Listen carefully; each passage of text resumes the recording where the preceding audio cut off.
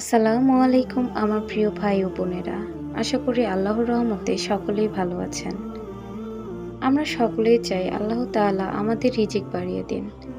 শুধু চাইলেই হবে না, তার উপর আমলও করতে হবে। আজ আপনাদের বলবো যে আমলগুলো করলে আমাদের রিজিক বৃদ্ধি ঘটে এবং আয় উপার্জনে বরকত আসে। তার বেশ কয়েকটি কারণ আছে। তার মধ্যে প্রথম ৫টি আজ আমি আপনাদের সাথে আলোচনা করব। ১. তওবা ইস্তেগফার করা। তওবা ইস্তেগফার করার মাধ্যমে বান্দার রিজিক বাড়ে। আল্লাহ তাআলা পবিত্র কোরআনে ইরশাদ করেছেন, আমি তাদের বলেছি, নিজ প্রতিপালকের কাছে ক্ষমা প্রার্থনা করো। নিশ্চয়ই তিনি অতিশয় ক্ষমাশীল।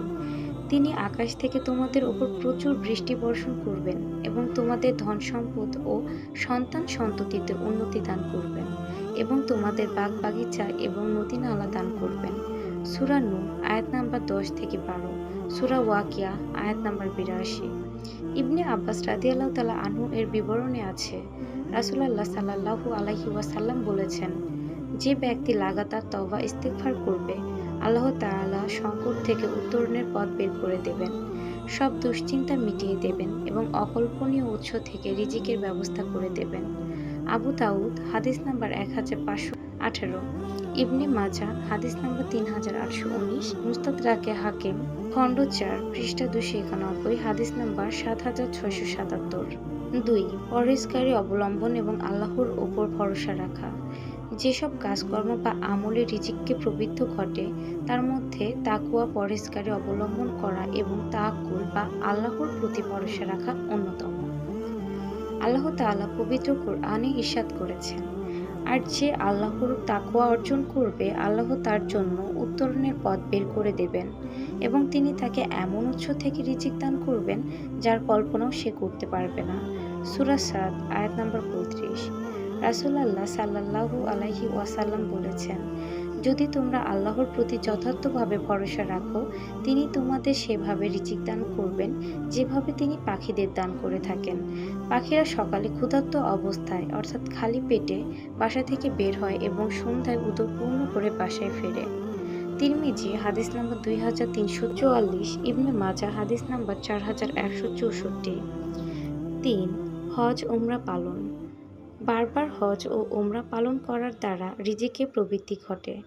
আব্দুল্লাহ ইবনে মাসউদ রাদিয়াল্লাহু তাআলা আনহু এর বিবরণে আছে যে, রাসূলুল্লাহ সাল্লাল্লাহু আলাইহি ওয়াসাল্লাম বলেছেন, তোমরা লাগাতার হজ ও উমরা পালন করতে থাকো, কারণ এর দ্বারা এমনভাবে অভাব ও গুনাহ দূরীভূত হয় যেমনভাবে কামারের হাপড় লোহা ও সোনা রূপার ময়লা দূর করে দেয়।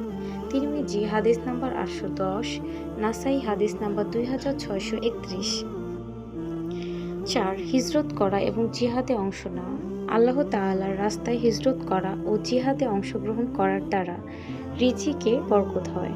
আল্লাহ তাআলা পবিত্র কোরআনে ইরশাদ করেছেন, আর যে ব্যক্তি আল্লাহ তাআলার রাস্তায় হিজরত করবে, জমিনে বহু আশ্রয়স্থল ও সচ্ছলতা পাবে সে। সূরা নিসা আয়াত নাম্বার ১০০। ইবনে উমর রাদিয়াল্লাহু তাআলা আনহু এর বর্ণনায় আছে যে, রাসূলুল্লাহ সাল্লাল্লাহু আলাইহি ওয়াসাল্লাম বলেছেন, আমার বর্ষার ছায়া তলে আমার রিজিক রাখা হয়েছে।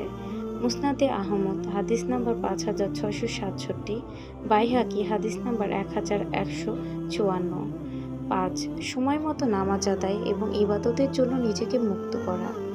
সময় মতো দৈনিক ৫ ওয়াক্ত নামাজ আদায় করলে রিজিক বাড়ে। নামাজ আদায় করার ফাঁকে ফাঁকে কাজ ও ব্যবসা বাণিজ্য করতে হবে। কাজ ও ব্যবসা বাণিজ্যের ফাঁকে ফাঁকে নামাজ আদায় নয়। একই সঙ্গে আল্লাহ তাআলার ইবাদত পালনে নিজেকে ঝামেলামুক্তও করতে হবে। আল্লাহ তাআলা ইরশাদ করেছেন, আর আপনি পরিবার পরিজনকে নামাজ আদায়ের আদেশ দিন এবং নিজেও তার উপর অটল থাকুন। আমি আপনার কাছে কোনো রিজিক চাই না, আমি আপনাকে রিজিক দেই, আর মুক্তাদীদের জন্যই শুভ পরিণাম। সূরা তোহা আয়াত নাম্বার ১৩২। আবু হুরায়রা রাদিয়াল্লাহু তাআলা আনহু বর্ণনা করেছেন যে, রাসূলুল্লাহ সাল্লাল্লাহু আলাইহি ওয়াসাল্লাম বলেছেন, আল্লাহ তাআলা বলেন, হে আদম সন্তান, আমার ইবাদতের জন্য তুমি তোমার অন্তরকে খালি করো, আমি তোমার অন্তরকে অভাবমুক্ত হিসেবে পরিপূর্ণ করে দেব এবং তোমাদের দারিদ্র্যের পথ দূর করে দেব। আর যদি তা না করো, আমি তোমার হাত দুনিয়ার ব্যস্ততায় পূর্ণ করে দেব এবং তোমার অভাব মেটাবো না। তিরমিজি হাদিস নাম্বার 2466, ইবনে মাজাহ হাদিস নাম্বার 4107, মুসনাদে আহমদ হাদিস নাম্বার 8696। আজকে এ পর্যন্তই। বাকি আরও কয়েকটি কারণ আমি আগামী পর্বে আপনাদের সাথে আলোচনা করব। আশা করি আল্লাহর রহমতে সকলেই ভালো থাকবেন। আল্লাহ হাফেজ।